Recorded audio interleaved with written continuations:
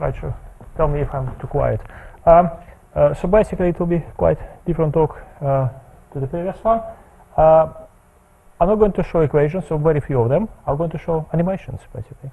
So that's, I think in a way it's an advertisement for the two projects we've done recently. One has been completed, and one is still ongoing at the moment.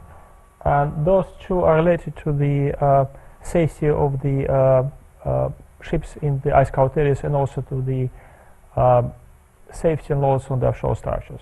So there are several logos here, and I'll try to explain what they are. So that's logo of our European project we completed basically this year. It's called SWARP, which stands for the Ships and Waves Reaching Polar Regions, funded by European Union. That's Isaac Newton Institute logo. I invented one. It's not exactly the official one. That's Copernicus Marine informational system, which basically provides community, well, a variety of communities with the data on the ocean and sea ice and other geophysical parameters. This European flag and also Framework 7 logo. So this is National Oceanography Center. I'm from National Oceanography Center, which is in Southampton in Liverpool. And this is the University of Southampton logo, and that's Nansen Environment and Remote Sensing Center in Bergen. And this is the Center for Polar Observation and Modeling logo, which is currently in Reading. And this is the logo of University of Reading. So there's a variety of people involved with that, and not all of them made to the authors list, but I just acknowledge their participation in the studies. And we also acknowledge the support, the kind of support for Isaac Newton Institute for the travel support and the workshops, and also from the Arctic Climate System Program run by UK Natural Environment Research Council. Right, okay, so outline. I'm going to talk about the changes in the Arctic Ocean as a part of the motivation. Apology who actually saw this before, and I put the same argument for the last talk 2 weeks ago here. And then I'm going to talk about the forecasting and new ideas for forecasting of the ocean currents, sea ice, waves, and also icebergs. And then I describe the SOAR project. I'll come to the description of the second project, which is safe operational at sea supported by operational simulations, SOS, which is currently in progress. And I've sort of finished with another project. So you're getting like 3 for sure, 1 free, like in Sainsbury's. This is IceCast project, and it's about the iceberg predictions, and also it's funded by the NERSC UK. And I'll talk about a little bit about the Arctic navigability and the ideas of the high resolution forward projections for the ice conditions and also for the ocean conditions. And I finish with the outlook of some ideas and questions which I will address the audience as well. Right.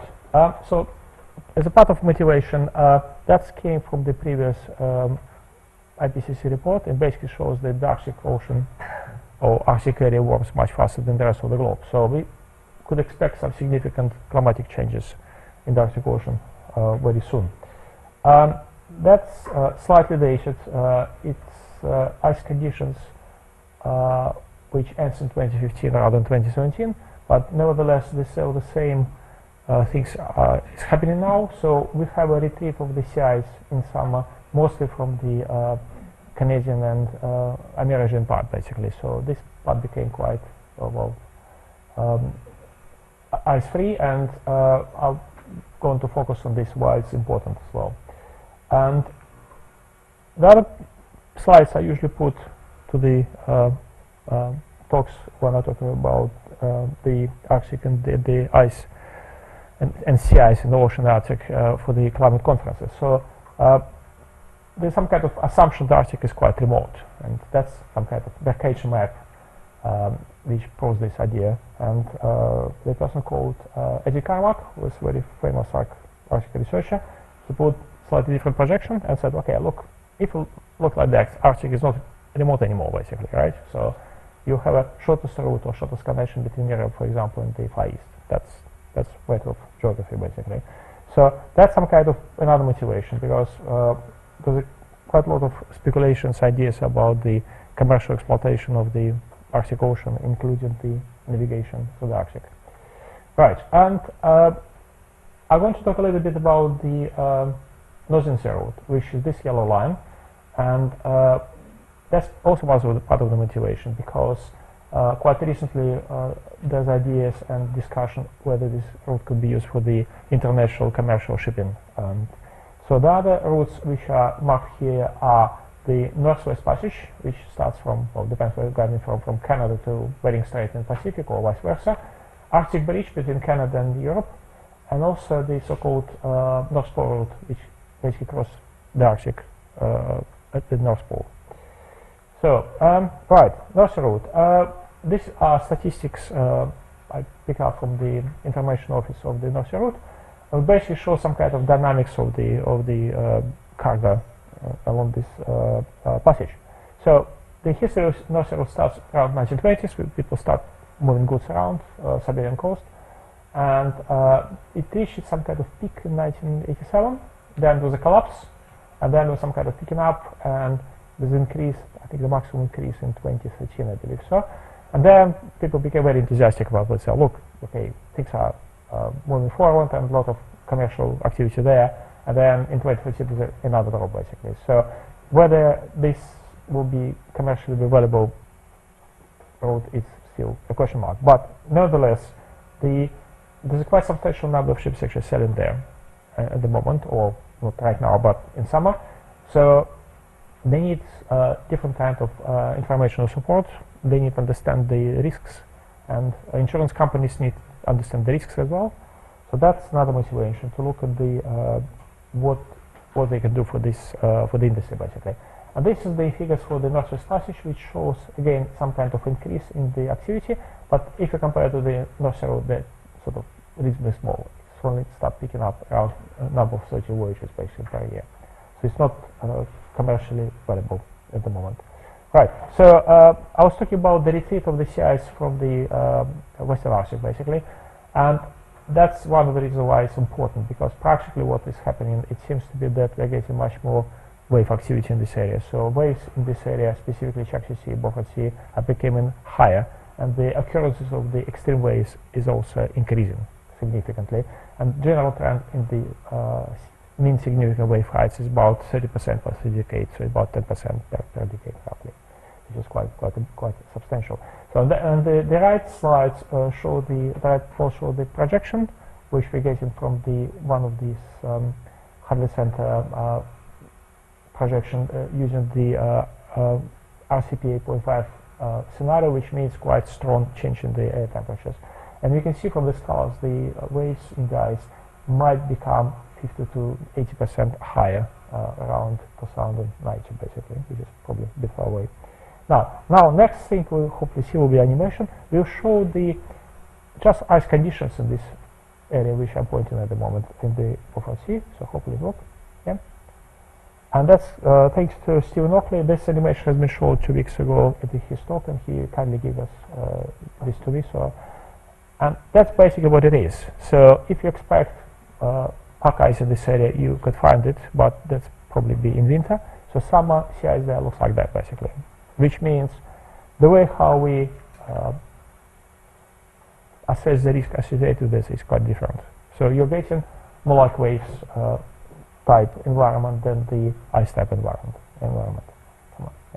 Right, so what I just showed you called marginalized zone, and it's basically means you have fragmented ice which are affected by waves. And there are a variety of definitions of the marginalized zone, and the standard one, if you pick up the concentration of ice between 50% what satellites, some kind of threshold which satellites can detect, up to 80%, and that's your marginalized zone, basically. And if you integrate the whole thing around the Arctic Ocean, you'll see that in summer is increasing, in winter is decreasing, basically, and it's quite steep trend.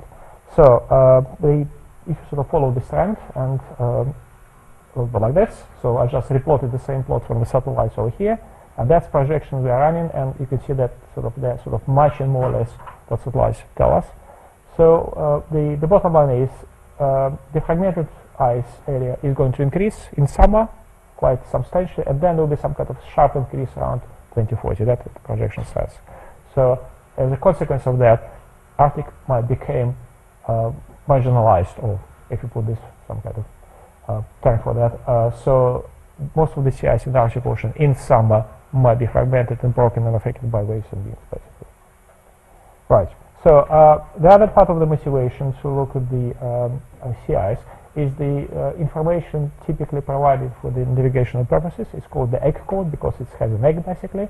And this egg has the total ice concentration, a fractional ice concentration for different ice types, ice thicknesses, and also this parameter ice fragmentation. So that's usually a parameter which is forecasted by the numerical models of different methods.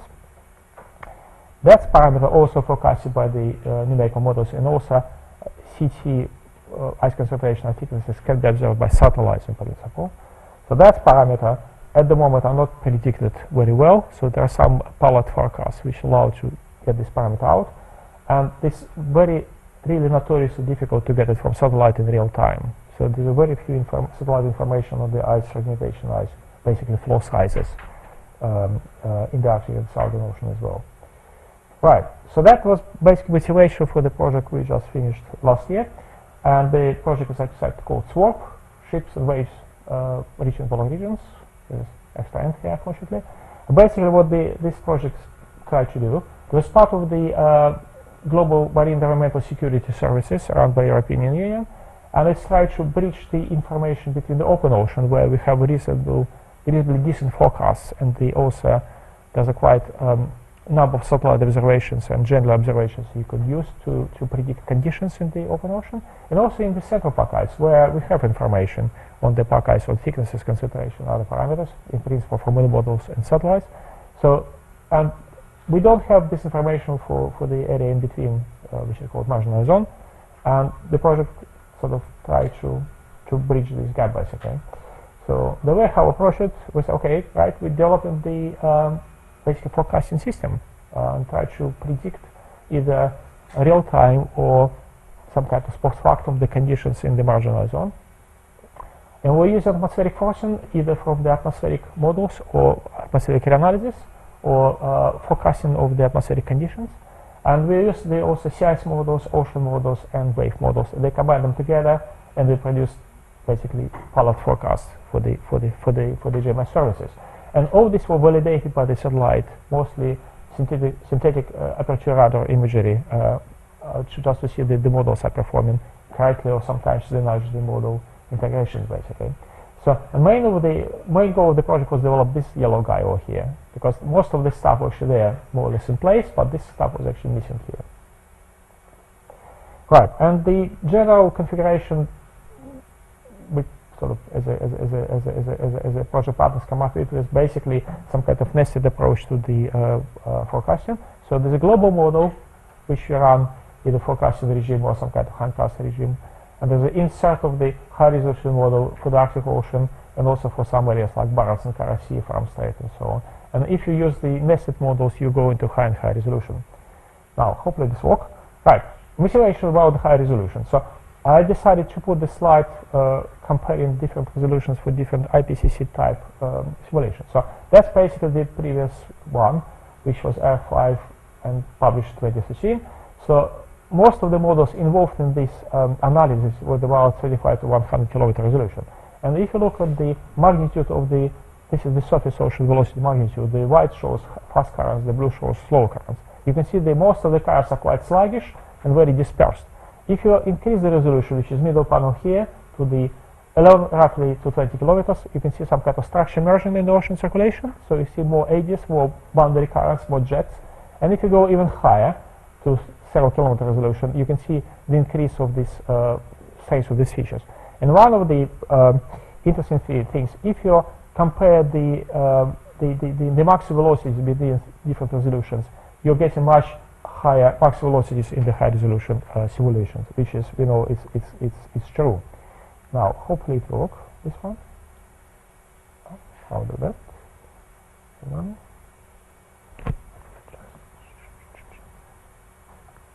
Okay, right. So this is basically the more or less state-of-the-art simulations. This model has a several kilometer resolution in the ocean, up to 9 kilometers globally, 3 to 4 kilometers in the Arctic Ocean. And on the top of it, there's an atmospheric model, which runs in the 35 kilometer resolution. What you see the ocean currents, blue color again, sea ice over here, and also you see precipitation. You actually see cyclones and storms coming through the atmosphere. And one interesting thing about it, that you can see very different scales of these processes. So what happens very fast in the atmosphere reflects in the ocean, but on a much larger scale, basically. So the time scales of this do not match very well, basically. And there's some kind of challenge for the forecasting, because if you try to predict the behavior of the ocean on a short time scale, you need to account for the fact that atmospheric time scale is much shorter than the oceanic one. Right. Now, so when we start developing this idea about the interaction between the wave and sea ice, it was a bit, again, I'm repeating myself because I did this talk a couple of weeks ago, which I mentioned, when I mentioned that as well. So we're looking at the processes which break sea ice, basically. Specifically, we look at the breakup by waves. And this sort of simplest model we're using is the fact if you have some kind of continuous ice plate and waves are coming in and they bend ice and break it. So for that, we are using two things. First of all, we're using the breakup criteria, which is a combination of the flexural strains yield criteria and flexural strain yield criteria. There's some kind of a combination of two. When you have a optimal one, you can decide which criteria you're using. And secondly, when waves move into the sea ice, they got attenuated. So you have attenuation coefficients which depend on the wave period and also depend on ice thicknesses as well. So these sort of colored curves represent different ice thicknesses. So there's two mechanisms here: breakup of the ice by waves and attenuation of the waves.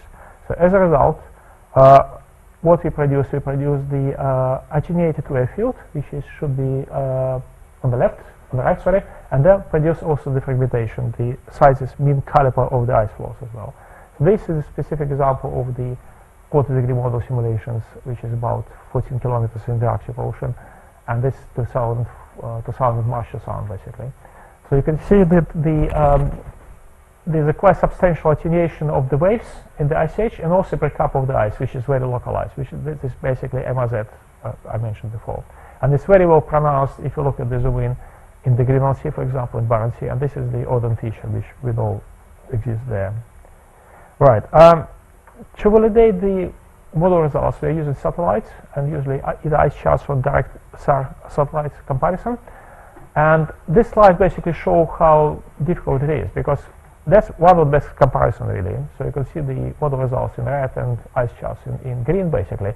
They do not match exactly, and we don't expect them to match. So most likely the model results, even at the high resolution, will not exactly match the natural condition. That's some kind of caveat we have to live with, basically. But they will probably match some kind of statistical sense, hopefully. And that's basically the second part. So the second part, it's idea that if you look at the high resolution projections of the sea ice and ocean couple of simulations, you could look at the what happens with ice in the future. This specifically shows the changes in the sea ice and the surface temperature of the ocean. So it goes very fast for the 100-year simulations, basically. So around 2040, you can see that some of sea ice practically disappears in the simulations, and then the Arctic becomes ice-free in the summer. But sea ice comes back every winter. So basically, you have quite substantial ice cover in the winter. Okay, right. So the other point is, which is quite interesting. So it's not the ice extent is changing, the ice cover is changing. It's also ice thickness is changing. So if you look at the specifically this right panel, if you look at the some kind of current climate of the sea ice, that basically compares the model simulations in red and the data from one of the reanalysis products in blue. That's a current climate. So you can see that the first of all, the volume of ice is quite large, and thicknesses are roughly about 2.5 meters on average for the Arctic Ocean. When the simulations, the projections progress forward, you can see that by 2030s, 2050s, the thickness and ice volume decrease significantly, and then by the end of the simulation, they're actually quite small. So most of the ice, it's not just ice disappears in summer, it becomes very thin in winter as well. So we're practically dealing with the potentially really thin ice through the whole season. And the other issue is, if you look at the projection from different perspectives. If you look at the flow sizes and mean flow sizes of the sea ice at the current climate, again, you can see that there's a substantial change. So, for example, this plot shows the mean current climate, which is mean for 78 2005 in summer, and the numbers here, which is not very visible unfortunately, are between 30 meters and 400 meters around the edge of the pack ice.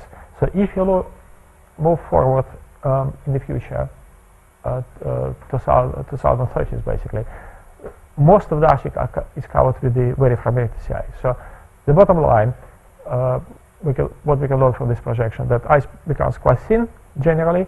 It retreats in summer, it seals in winter, but the fragmentation of ice became very high for the whole Arctic Ocean. The second part of it, it's if you look at the oceanic responses. First of all, you see the changes in the sea level in the ocean. That's quite important for some applications. But also you can see the fact that the ocean currents also accelerate. So this plot mostly is red, which shows the change between the current climate 2009 and the future climate 2090s.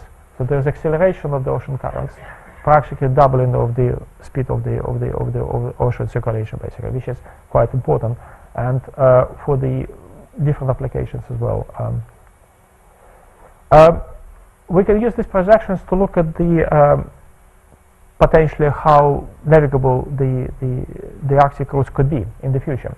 So for that we use this Canadian approach, which is called Arctic Ice Regime and Shipping System, and this system is based on two things. First of all, the system uses the information about the concentration for the different ice types, for the thin ice, Nicolaus, for the gray and white gray ice, and also for the multi ice.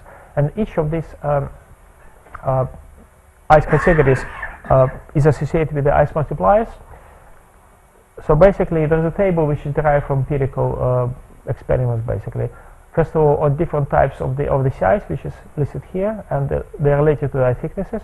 And this row shows the different classes of ships. So the left one shows the class type E, which is basically unstressed ice ship, only suitable for the open ocean navigation, and the right column here shows the Canadian Arctic Class 3, which is very heavy strength ice ship, can be basically navigating in the heavy ice conditions. And these numbers represent this ice multiplier. So if you sort of multiply put this multiplies into this equation, you come up with the value in total, which is called ice numeral, and this ice numeral will give you an idea whether you could, using the specific class of ship, you can pass over this type of ice or not, basically.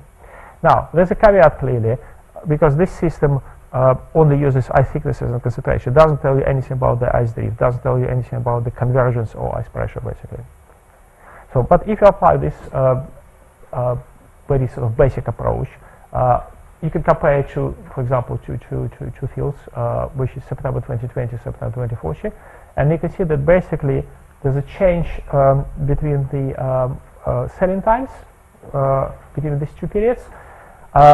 Is practically about 30 to 40% reduction along the North Sea route. So what actually tells us that potentially the summer conditions may improve so drastically that the sailing along the North Sea route or even across the pole might take less time, basically.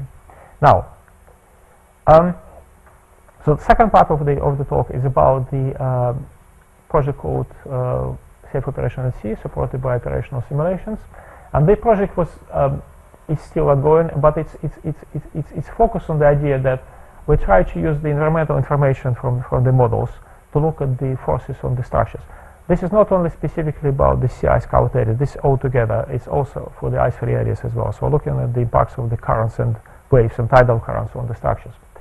And at this sort of end product, we like to have some kind of notification item which allow us to produce a palette forecast, made palette handcast used by the UK Met Office to see how much information industry needs for their applications, basically. Well, there's a variety of structures floating in the ocean, so that's some kind of very nice picture. We probably will be looking at something like that, the very sort of simplified pollen structure, or maybe something like this. So we're not looking at anything specifically complex, because we just need some kind of assessment what methods we potentially can use to get relevant information. Right, and that's basically the cartoon which shows what is happening there. Well, I mean, previous talk was about practically about that aspect of the sea ice and waves. So we have loads from the wind forces. Imagine some kind of either wind turbine sitting on the seabed or some kind of pylon of the oil rig, basically. So we have forces from the drag forces from the wind. We also have forces from the waves and from the currents, plus forces from the sea ice. Right. So now I'm just talking about the ice-free area at the moment. So the approach we tried this Morrison equation, which allows you to account for the mean ocean currents and also for the fluctuation of the water velocities due to the waves as well, the wave associated water velocities. And if you know that, you have some kind of equation which depends on the diameter of the pylon and some drag coefficients which are sort of not very well known officially, but there's some kind of recommendations how we can do that. So if you do that, for example, you take the information from the model, which has a tides inside as well, and that's the total maximum speed, surface speed from the model, with the high resolution, and you can look at different areas of the ocean and see what happens in terms of the loads on the specified structures. So this specific example was picked up because there's a quite substantial activity in the North Sea regarding the oil extraction at the moment. So we try to understand what happens there.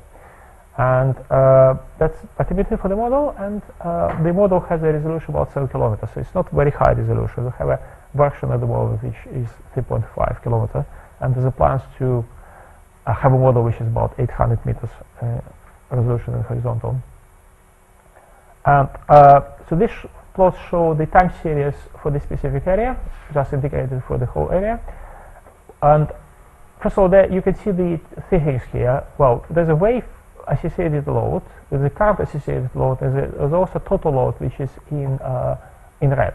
So if you have a zoom in of a specific period, basically, you can see that, for example, the tidal current, which is shown over here in blue, quite substantial, quite strong periodicity here, actually could have a potential impact as compared to the waves. So it's the actual current induced forces could be quite large as compared to the waves. Some cases, if you have storm passing, like over here, for example, the waves much higher, basically, so you have much higher loads. So the point is, depends on the location you're looking at, depends on the specific weather patterns, depends on the specific situation. Your contribution from the wave and currents could be either comparable or negligible, basically. And that basically shows also the dynamics. So this plot shows the development of the depression between 1 a.m., 12 a.m. and 1 a.m. next day. You can see quite substantial change in the pattern of the wave heights. This is sort of basically storm coming through. And then there's a change in the currents as well, including the tidal one. And there's a total force, which also shows the quite substantial variation as well. So the situation with the storms could be I mean, intuitively we can understand that, but it could be quite substantially different between on the time scale of several hours, basically.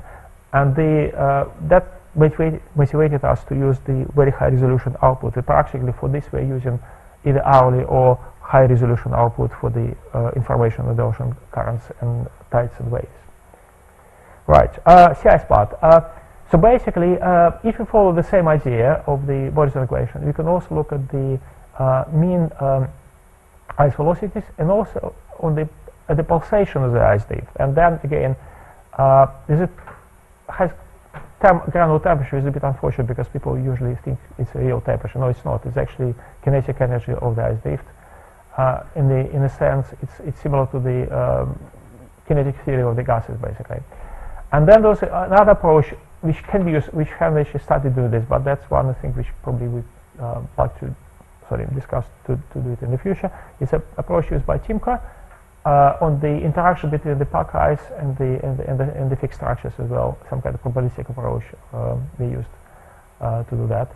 And then again, in principle, this can be combined with the ice type calculations as well. So look at the thicknesses, impact of the thicknesses and concentrations on the navigability or accessibility for the ships.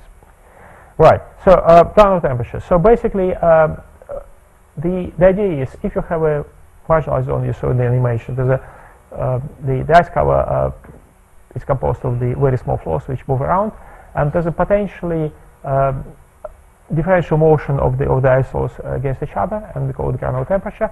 And there's some kind of decomposition of the mean ice drift into the ice drift into the mean component and the pulsation component on the specific time scale. Now, so granular temperature could depend on several things. And first of all, it's just interaction between the flows, like rubbing and collision, and also internal stresses between those flows. And also, it's a combination of the turbulent atmospheric and oceanic boundary layer, which also causes the flows move randomly and chaotically, and also introduces this additional source for the kinetic energy in the ice deep field, basically. So if you add all together, also we add wave surge, we could come up with some kind of evolution equation, and that's basically Stefanie Rynders. That's mostly her work, and she did have a presentation last meeting here. And if you calculate the granular temperature, you can see that basically the higher granular temperature are associated with the marginal zone where ice is broken, basically. That's example for the Arctic and for the Antarctic. So there's a quite steep gradient between the sort of inner pack ice and the marginal zone. That's where you expect the impact of the turbulent ice drift being the most. Now, if you look at that, if you compare, for example, this black curve represents some kind of classical internal stresses from the elastic viscoplastic rheology, which sort of increases when the ice concentration increases. And then you look at the collision rheology's variety of formulation, which are these curves, basically. You can see this area between roughly, well, sort of 0.65 ice concentration up to, well, maybe 0.85, where this the contributions from the collisional pressure and the pressure from the classical continuum rheology are comparable, basically. So which means in these areas you expect that the forces from the collisions could be could contribute into the total forces. And that's again posted by Stefanie Rynders, which is probably outside at the moment. You can have a look at this. Basically, what is done here, and that's the formulas which is used for the wave-induced velocity ocean currents has been sort of written for the mean ice drift and the pulsation of the ice drift. And using this approach, Stefanie did calculate the loads for the specific points, which is over here. It's not very visible, but it's in the Gideon Sea, in the ice outflow in the Gideon Sea. So basically, some kind of example what you can get in terms of the total loads. Basically, there's a quite substantial variability of the loads clearly between different days, and that's related well to different factors, either the fact that the ice concentration is low, most likely, or the ice pulsation is low, basically. Right, icebergs. Well, interestingly enough, I found this quite curious that after 100 years of Titanic, which is on the left, we still have a problem with icebergs, basically. And this is the one of the famous cases when the ship sank in the Southern Ocean.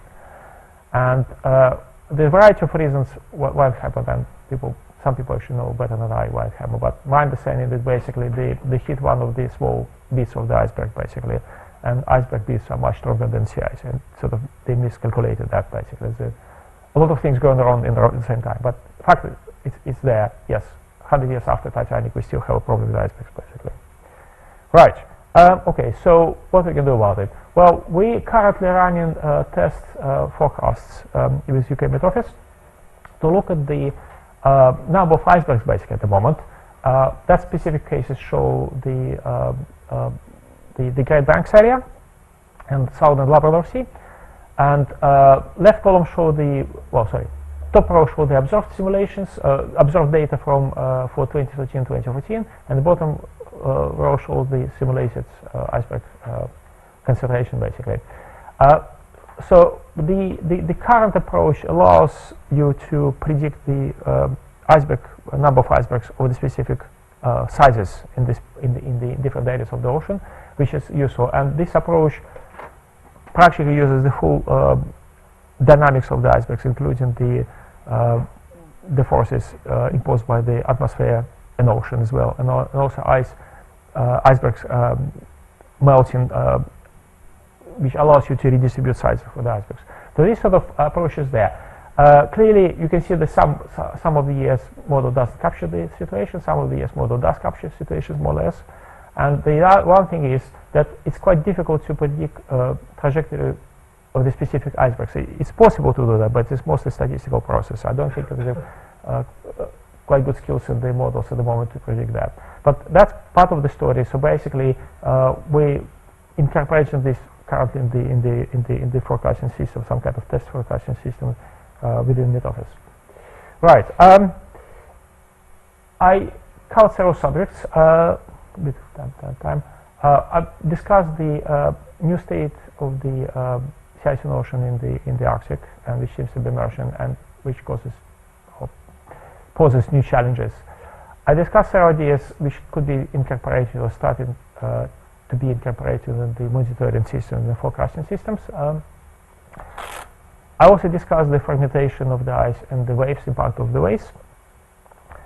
I showed how these ideas could be used for the forward projection for the long term. So if there's a necessity to plan activities in a specific area of the ocean which is ice covered, you could probably apply this method just to see what information you can get out of it. We started to look at the simple approaches to calculate the loads on the structures by ice, waves, and ocean as well. So it's sort of combined approach. And also we're looking at the iceberg forecasting at the moment, which can be used for the industries like offshore industries and the shipping industry. Right now, what is missing basically? That's again another picture separated by 100 years roughly. So this came from the Endurance when the ship sunk in the Red Sea, I believe, 1915, and this came from the Arctic. There's another example of the basically maritime disaster, and that was 1983. So in both cases, allegedly, the cause of the shipwreck was basically the fact there was a compression of ice, and the ship house didn't actually hold, basically. So idea is that ice drift and ice pressure could actually play a significant role in the risk for the navigation. Currently, it's not quite accounted in the standard approaches, and that's one thing which is probably interesting to think about or discuss. Right, outlook. So I'll kind of practically pose the question, and I'll show you animation and come back to that if we're interested. Is it better to look at the ship safety besides or beyond this Arctic ice systems? Basically, we tried. I think it's quite interesting to also look at the combination of the sort of fast dynamical loads by ice and waves on the structures and ship hulls, and combined with the slow loads due to compression, basically, a differential ice drift. There's a quite substantial attempt right now to combine different efforts to look at the iceberg forecasting. There was a meeting in Iceland about 2 to 3 weeks ago, looking actually forecasting of the icebergs in the Labrador Sea around Newfoundland, and ice patrols and Canadian ice services were involved in that as well. And the main question is what the industry needs, basically, because from discussion with different people it's a bit unclear, because it depends on the project, depends on the activity, industrial activity, whether it's oil exploration or extraction of oil or transportation through the ice-covered areas. People talk about different things. Sometimes language is not the same, and people don't understand each other. I think quite important to well, maybe look at this point, how industrial approaches can be combined with either environmental sciences or fundamental sciences, just to give a more justified and better answers. And then hopefully this stuff can work. This is the sound. Oh, sorry, no. I think. How can I switch the? Can I switch the sound, please? Yeah. So basically, I'll just use 10 minutes to show the animation from the SWORD project. The movie from the SWORD project. Just give some idea what happens within the project, and it's some kind of advertisement really. But hopefully it should go in.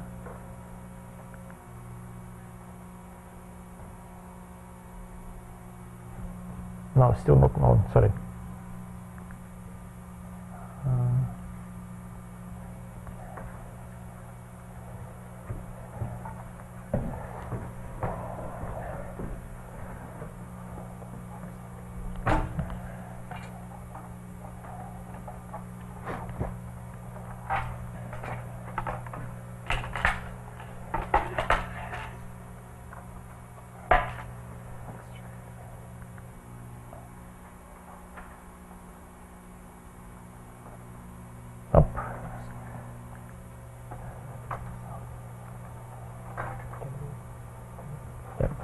Yeah.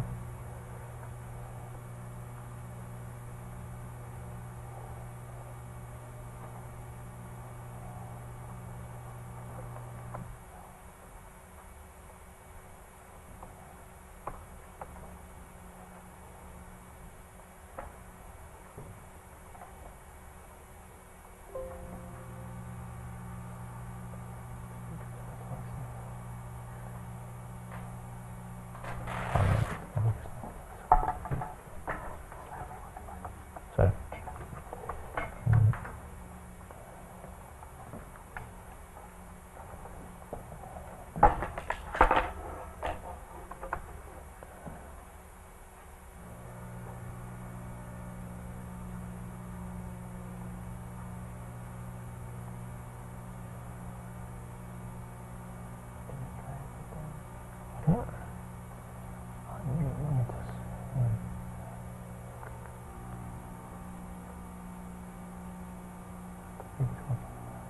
Nope. Right.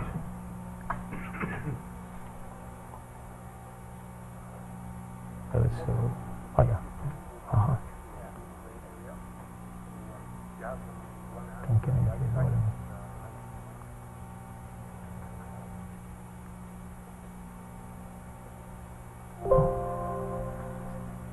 Between and forecasting services, and you have on the other hand the ocean with wave forecasting, and in between the two there is can you hear it? Oh, it's sea ice and waves. And they interact, but there is no monitoring service for that, no information available. We are seeing a massive influx of shipping, anticipated shipping in the Arctic and the series and so on. And that's what SWAP's all about. It's about making sure that that is managed in a very safe and efficient way. So this motivates a lot the development of efficient operational services. By that I mean the services that provide information in real time about the ocean. They need a lot of information on board. They need all the information from the lead port to the next destination. And they need to make sure that they are taking all that information into account. They need to know that this information is updated, and they need to know the quality of this information.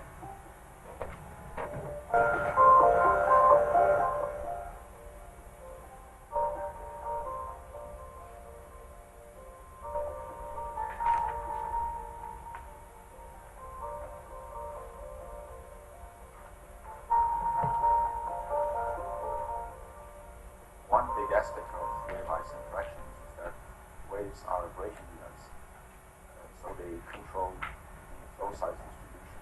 So when you sail at the sea in the marginal ice zone, you see pieces of ice of different sizes, so it's not all the same size. It has a special distribution. This distribution is controlled by the wave regime that is passing through. It was really in the beginning of the 80s when there was an intensive field program, when people became interested in the area of ice which separates the main open ocean from the interior pack ice. And that belt of ice is about 100 kilometres wide, and it is the waves that actually create that belt of ice. And that's called the marginal ice zone. Originally there was partners with theoretical knowledge, the marginal ice zone, as in University of Hosekova.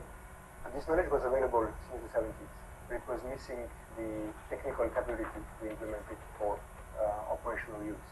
We have the basic understanding that was necessary to begin to couple these things together.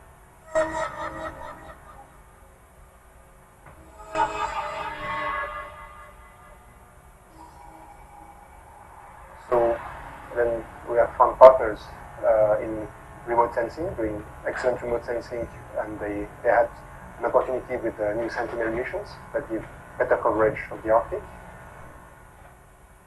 And then we have partners in numerical models. Ifremer, ODL, and NERSC have expertise in different types of remote sensing. Mainly it's synthetic aperture radars. Then we have partners in modeling, Ifremer for wave modeling, NERSC and NERSC in the UK for sea ice modeling, and they're using models, as you will hear from Wave Watch 3 for the waves, HICOM and NEMO coupled with the SICE model for ocean and sea ice. First time that these partners work together, and I think it is the first time that they work on the problem of forecasting and monitoring the marginalized zone. It's a very, very inspiring field that has a lot of history to it.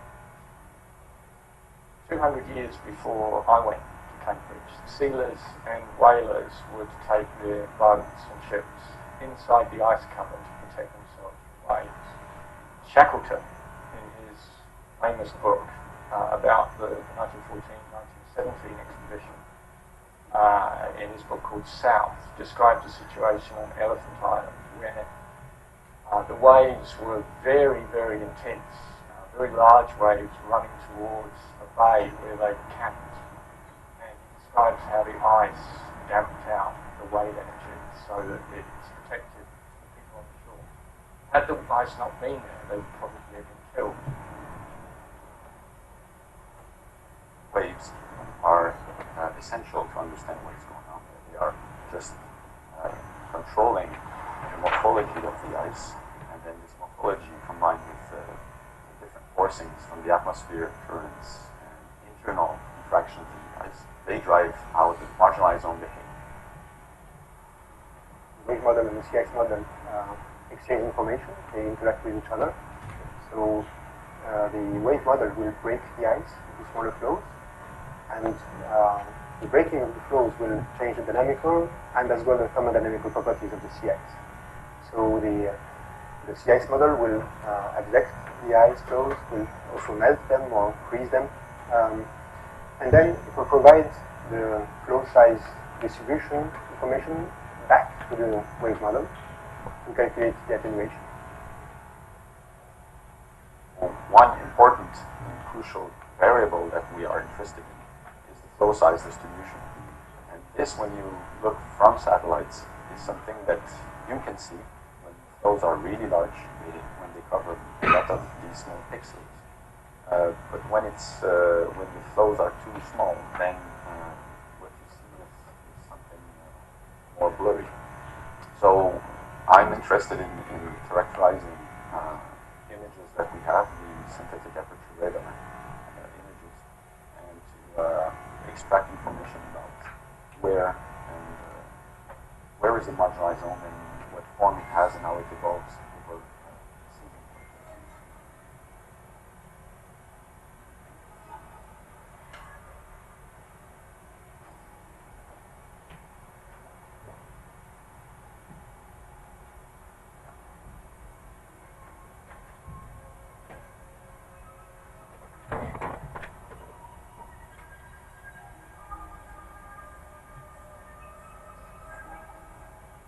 Wave forecast will cover a large domain.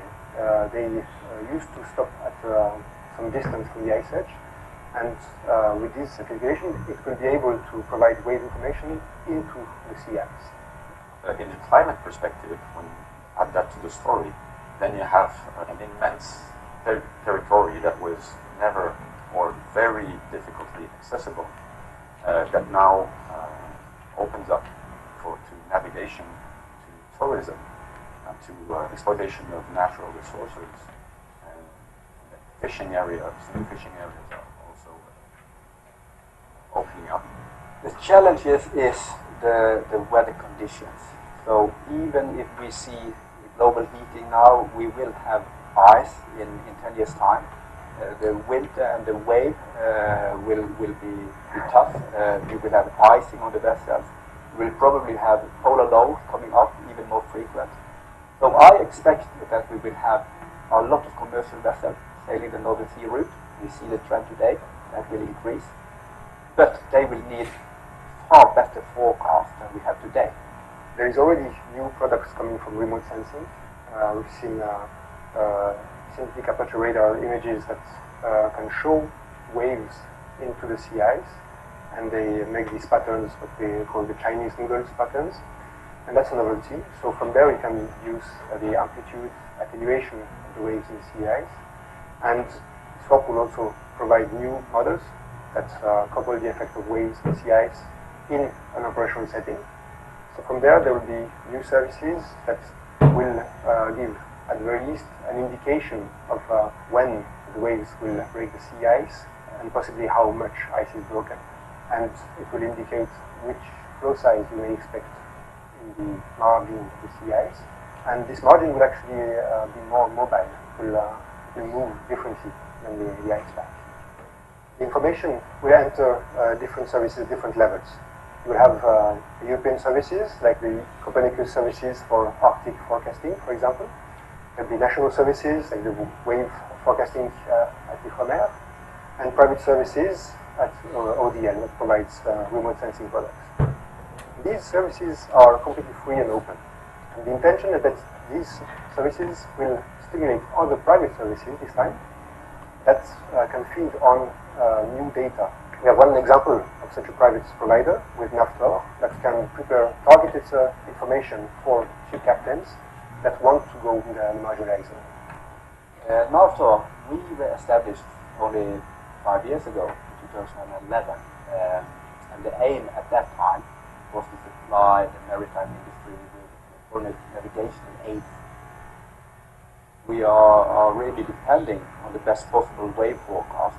And especially for NAVTOR joining the SWAP project, we are also planning for the future. We have made now a parallel feed to our nav station that can utilize the SWAP project wave and ice model. All this information that we are supplying is integrated into the nav station on top of the electronic chart. So it's very easy to make a route plan now, waypoint for waypoint, and then add all the other information that they need. It's very easy to see it along the route. The Arctic has changed significantly since the beginning of the satellite era. In 1979, during the summer, the ice covered most of the Arctic Ocean.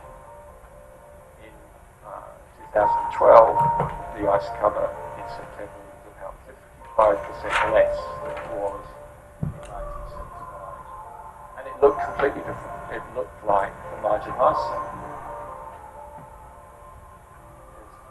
Offshore industry and fisheries that may work in a marginalized zone, but will probably not work in heavy ice conditions. So it has a high value.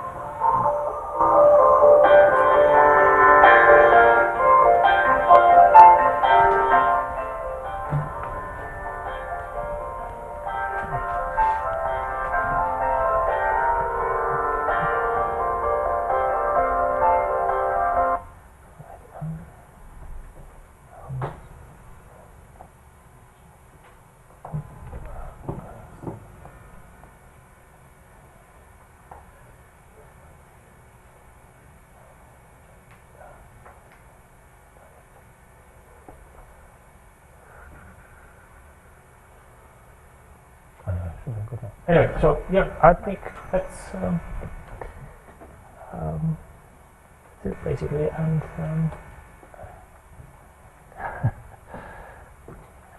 and yeah, no, I don't know that. So anyway, so well, thanks for attention. I just can't handle this. Yeah,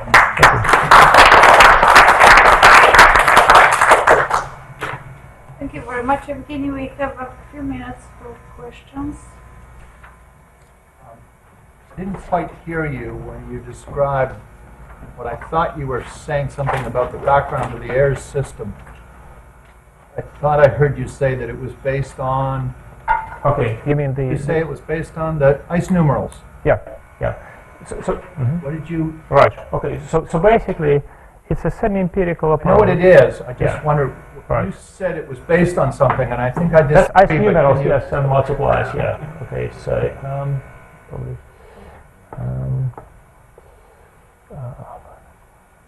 You said it was Right, based I on mean, I'll probably data explain or it something. where it has.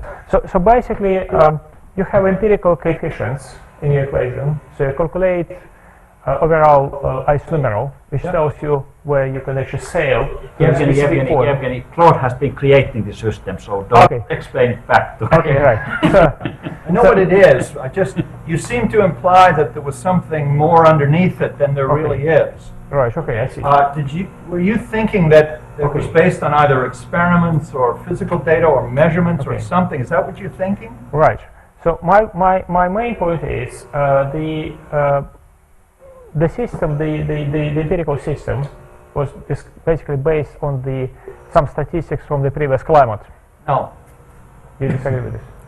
It's completely a committee's decision that's empirically validated against broad-scale operations. It's a purely engineering decision. Okay.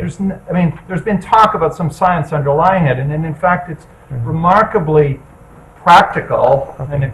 But Okay. it is not a derivation from data. It's not the work of science. It's the work of a committee of, Sure. like sure. a bunch Okay. of finance Right, okay. people, a bunch Maybe of I should put it a bankers. different way. So the main input parameters there are ice thicknesses and partial ice concentrations, right? You're talking about the ice thickness distribution. Right. So my perspective is, when we're moving towards the more fragmented ice in the Arctic Ocean, specifically in summer, your most impacts and risks come from different processes. It comes from the waves, basically, or combination of waves and fragmented ice, rather than just ice thicknesses. Right, and this is the point, I think, that the ice numeral system is little more than the old zone date system of things that you could get out of an egg code, right? Okay. There is no details on flow size, for example, which you Yeah. pointed out, right? There's nothing in there. It's not based on mechanics.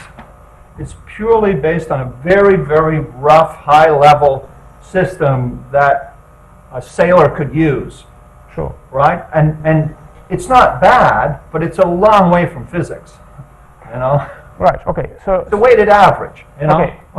Okay. So second point I'm trying to make. So again, my understanding might be incorrect one. That fact that the empirical relationship or engineering solutions embedded in the system, perhaps you can change the coefficients in a different way. I don't know. It is another issue. It was actually based on the previous state of the Arctic, specifically when we're talking about 1980s and 90s, when you did have a pack ice in the Arctic, covering significant fraction of the area in summer, which we don't have anymore. That's the point. True. Yeah, So, it didn't take into so account either change. you adjust coefficients Yeah. to the new conditions, you just make another engineering fix, or maybe you could try to embed some physics, or maybe, I'm not saying you should give masters of the ship's equations to solve. Clearly you need to operate some kind of very simple system for decision making, like a tables basically, charts. But maybe you need to have a bit more physical approach to that. Maybe you need to have something which is physically based. Completely agree. The air system was simply a way of not being too far out of line with the old zone date system, Okay. which was developed in the early 70s in about 3 weeks. Okay? So there's about 3 weeks worth of work into the old zone date system, and the air system tries to more or less not disagree with it. And it doesn't disagree with the old zone date system. And you're right, it's out of date, doesn't take into account physics, doesn't take into account the way ships are operated, doesn't take into account flow size, shapes, strengths. It's very, very rough. Anyway, I agree with you. Okay. Yeah. I just didn't want you to give it more physical credit than it No, deserves. I'm not saying it's a physical. I clearly understand it's sort of either semi-empirical, maybe just some kind of conversion in a way that you went from the old system of the ice zones basically, which was used before. No, I understand that. I mean, I think the point is, I think the changes in the physical environment, as we see now from different, basically evidence, are so drastic in the Arctic Ocean, specifically in summer, we probably need to think of about something which, how to reflect it basically. So I would like to see some kind of statements in the Polar Code actually addressing this, but my understanding again, reading some documents of the Polar Code, is that it's not actually going to that detail. It's not actually saying, look, Arctic or ice cover areas in the Northern Hemisphere changed so much, we need to reconsider some of the ideas of that basically. Because one of the examples, I don't know, there was some kind of comment during the previous workshop. The marginalized zone, or generally fragile ice or sort of ice slurry basically in the water, is extremely dangerous for the intakes basically, for the ship intakes. They block intakes basically, and that's one of the potential problems. So maybe we need to think about the not the fact that the conditions are getting easier. They are getting easier in a way, but they're also getting different. That's my point. So if you encounter combination of waves, collision with the flows, low temperatures, ice sprays, and this type of thing, which may not matter for the large vessel, but they may matter for the small vessels, like either lifeboats or the small vessels, basically. Okay, I think we have to finish. Let us thank once more both speakers of this session.